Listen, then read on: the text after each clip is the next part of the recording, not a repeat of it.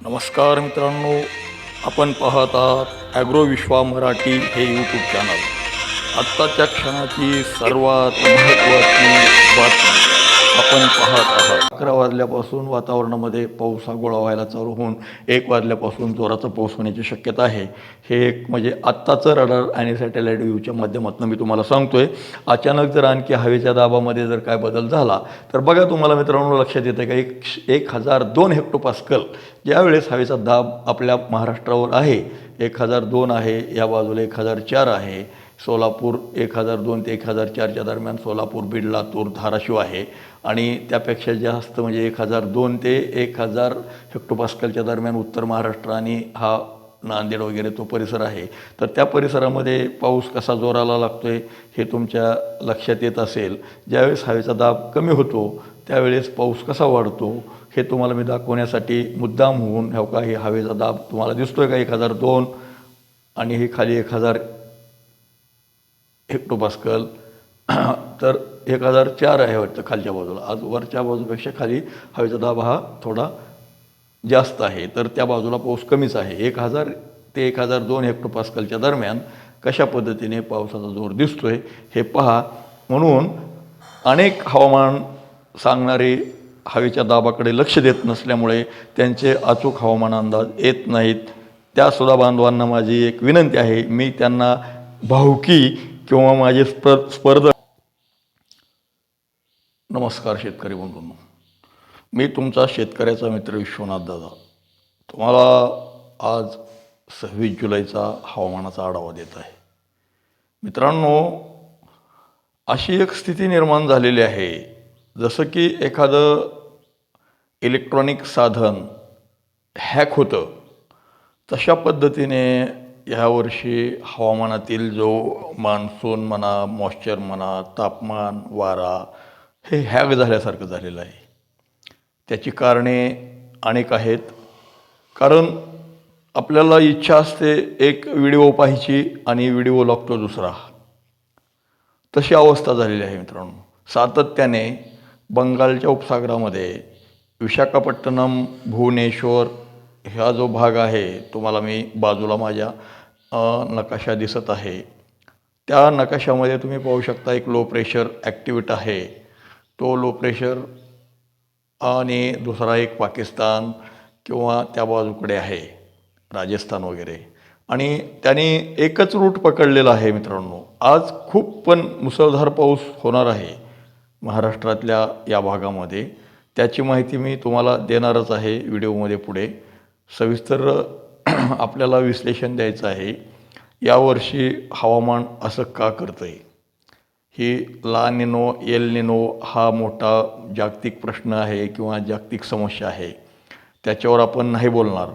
सध्या जी काय वातावरणामध्ये, हवामानामध्ये जे गोष्टी घडतात त्याबाबत मी तुम्हाला एक समजावून सांगण्याचा प्रयत्न करत आहे. तर मित्रांनो, लक्षात घ्या, तुम्हाला आत्तासुद्धा एक लो प्रेशरची स्थिती दिसत आहे. मी थोडा तुम्हाला मॅप मोठा करतो आहे, लक्षात घ्या. बघा, इथं हा जो प्रेशर आहे 994 हेक्टोपास्कल आहे. आणि त्याच वेळेस मित्रांनो, हवा ही आपल्या महाराष्ट्रावरचं प्रेशर हे किती आहे बघा, जवळपास 1006 पेक्षा जास्त आणि 1000पर्यंत समजा. हे तुम्हाला लाईन लक्षात देतात का, 1000, 1002, 1004 आणि हे 1006. तर ह्या लाईनच्या मध्येच महाराष्ट्राचं क्षेत्र आहे आपलं. तर थोडं क्षेत्र आपलं 1000पेक्षा कमी हेक्टोपास्कलच्या दाबामध्ये आहे. 1000 ते 998च्या प्रेशरच्या याच्याखाली एक क्षेत्र दिसतं आहे, ते आहे विदर्भाचं क्षेत्र आणि उत्तर महाराष्ट्राचं. तर तुम्ही लक्षात येत असेल की सध्या पाऊस हा सातत्याने उत्तर महाराष्ट्राकडे का झुकतो आहे आणि यावर्षी कोकणातसुद्धा पाऊस हा कमी दिसतो आहे. त्याचं खास कारण हेच आहे मित्रांनो. ही स्थिती मी तुम्हाला 28 तारखेची दाखवतो आहे, मला ॲनिमेशन दाखवण्यासाठी मी पुढं थोडं तुम्हाला घेऊन गेलो आहे. तर मित्रांनो बघा, आज कशी स्थिती आहे. आत्ता सध्या जर पाहिलं आपण तर सध्याच्या स्थितीमध्ये आज सकाळी 10पर्यंत विशेष जोरदार पाऊस हा भारतात कुठंही दिसणार नाही. हलक्या स्वरूपाचा पाऊस दिसतो. त्यावेळेसच 996 हेक्टोपास्कल या तीव्रतेचं एक लो प्रेशर बंगालच्या उपसागरामध्ये ॲक्टिव्ह आहे. ते तुम्ही पाहू शकता. आणि मित्रांनो, त्याच वेळेस जर आपण दुसरं एक लो प्रेशर आहे 1001 हेक्टोपास्कलचं, म्हणजे टोटल एकूण हवेचा दाब आपल्याला 1001 हेक्टोपास्कलसुद्धा लो म्हणावं लागतं आहे. म्हणजे बाकीचा हवेचा प्रेशर हा खूप वाढलेला आहे. तो किती आहे? 1020पर्यंत काही जाग्यावर आहे. इकडं जो बाजूला आपल्या देश आहेत त्या देशामधलं. मग आपण तुलनात्मक विचार केला जातो. कधी कधी आपल्याला कमीलासुद्धा म्हणजे जास्तलासुद्धा कमी म्हणावं लागतं आहे. का तर बाजूचं प्रेशर आणि तिथलं प्रेशर हे ठरलेलं नाही. हवेचा दाब हा सातत्याने तापमान आणि वाऱ्याची दिशा, तसेच समुद्रीय तापमान, भूप्रदेशातील तापमान याच्यावर बदलत असतं. तर ते कशा पद्धतीने बदलतं आहे. आणि आता हवेचा दाब सध्या जास्त आहे. जर तुमच्याकडे हॅग्रोमीटर काय आणि हे जर असलं, आता तुम्हाला मी हा मीटर दाखवतो, तर तुम्ही घरी बसून सुद्धा थोड्या वेळात काय होणार आहे हे सांगू शकता. हो का, हे मीटर आहे, याच्यावर आता तुम्हाला ते उलट दिसतं. 29 आर्द्रता दाखवतं आहे आणि जवळपास 23 नाही 26.5 त्याची तापमान आहे. आणि हवेचा दाब पण आपल्याला प्रेशर हवेचा दाब सध्या किती आहे तो कॅल्क्युलेट करणारं उपकरणसुद्धा आपल्याकडे मिळतं. मग ज्या वेळेस हवेचा दाब कमी होतो त्यावेळेस बाजूचं आर्द्रता, ढग, सर्व काही ज्या भागात कमी दाब आहे त्या भागाकडे आकर्षित होतं आणि त्याला गती देण्याचं काम हा वारा करतो. मग जर त्यावेळेस वाऱ्याची दिशा जर ज्या बाजूला आहे त्या बाजूला हे सर्व काही लटंबळ म्हणजे आर्द्रता, ढग जातात आणि त्याला पोषक वातावरण ज्या भूभागामध्ये मिळेल त्या भूभागामध्ये त्याचं पावसात रूपांतर होऊन सांद्रीभवन होऊन जोरदार, मुसळधार, हलका किंवा मध्यम स्वरूपाचा पाऊस होत असतो. तर त्या गोष्टी कशा घडतात हे मी तुम्हाला थोडं समजावून सांगितलेलं आहे. तर आज आपल्याला दुपारी 2 वाजल्यानंतर अनेक भागामध्ये पावसाला सुरुवात झालेली दिसेल. आणि हा पाऊस श्रावण सरी कशा असतात, सपसप सपसप येतात पुढे जातात, तशा अवस्थेच्या राहणार आहेत. फक्त जो फिसफिस होती ती थांबली, ऊन सावलीचा खेळ चालू राहील. आणि हे वातावरण रात्री जवळपास बघा 5 वाजता तर जरा ज्याची घनता दाटी वाढलेली आहे, रात्री 8च्या दरम्यान ते फक्त आणि फक्त माझ्या मराठवाड्यातील जो नांदेड आहे, नांदेड ते हैदराबादकडल्या बाजूकडे अतिशय जोराचा मुसळधारसुद्धा पाऊस होऊ शकतो आहे. आणि त्याच वेळेस तिकडं बीड आहे, म्हणजे जवळपास पूर्ण मराठवाडा म्हणलं तरी चालेल. आज पावसाचं वातावरण हे रात्री उशिरापर्यंत मराठवाड्यातील संपूर्ण जिल्ह्यांमध्ये जो की बीड आहे, बीडच्या बाजूला वरती मालेगावपर्यंत आहे हे वातावरण उत्तर महाराष्ट्रातल्या, आणि अकोल्यापर्यंत आहे इकडं. तसेच आपला धाराशिव आहे, पण धाराशिवला थोडं कमी दिसतंय मित्रांनो. बघा तुम्ही, सोलापूर ते बीड आणि नांदेडच्या मधले जी स्पेस आहे तीच आपलं धाराशिव आणि लातूरचं लोकेशन आहे मित्रांनो. तर त्या ठिकाणी थोडं पावसाचं प्रमाण हे संध्याकाळी घटलेलं असेल.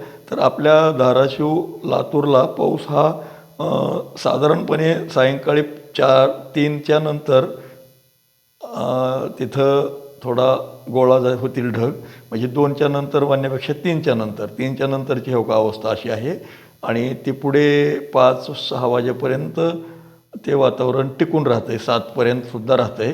सोलापूरच्या परिसरामध्ये पाऊस हा जवळपास 3 पासून 7पर्यंत पडेल. तो उजनी धरणाच्या लाभक्षेत्रामध्ये आहे, पार इकडं दौंडपर्यंत दिसतो आहे.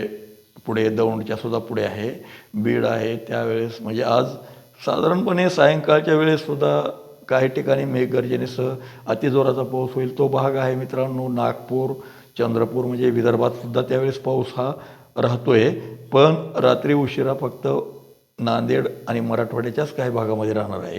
मित्रांनो, व्हिडिओ खूप मोठे होतात माझे. अनेक शेतकऱ्यांच्या म्हणजे मित्रांच्या हे आहे की तुम्ही दादा थोडं छोटा व्हिडिओ करत जा. तर मित्रांनो, छोटा व्हिडिओ करून आपल्याला माहिती ही अपुरी देता येत नाही आणि सर्व माहिती ही एक दुसऱ्यावर अवलंबून असते. केवळ एकच मुद्दा उपस्थित करता येत नाही. त्या कारणाने आपल्याला सविस्तरच माहिती द्यावी लागते. मित्रांनो, आयुष्यातील एक महत्त्वाचं एक वातावरण आहे. 5-10 मिनटं थोडी देत जा.